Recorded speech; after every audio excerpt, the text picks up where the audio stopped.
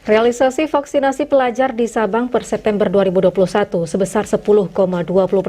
Dengan persentase itu, Kota Sabang masuk dalam urutan kedua untuk tingkat Provinsi Aceh setelah Kota Banda Aceh. Vaksinasi untuk anak usia sekolah terus dilakukan di Sabang. Vaksinasi dilakukan secara khusus ataupun melalui vaksinasi mandiri ke vaksinasi yang digelar Dinas Kesehatan maupun TNI Polri. Kegiatan vaksinasi siswa ditujukan untuk mereka yang berusia 12 hingga 17 tahun. Siswa sekolah yang divaksin sebelumnya disyaratkan untuk mengantongi persetujuan orang tua masing-masing.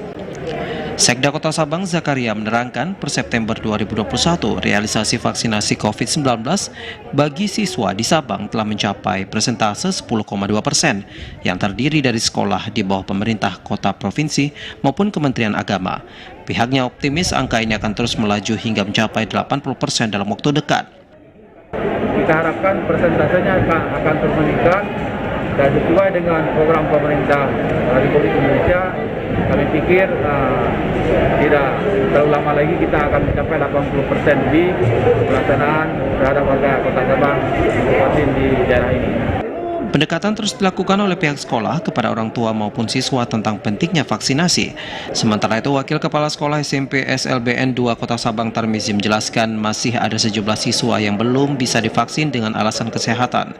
Namun mereka harus melampirkan surat keterangan dokter.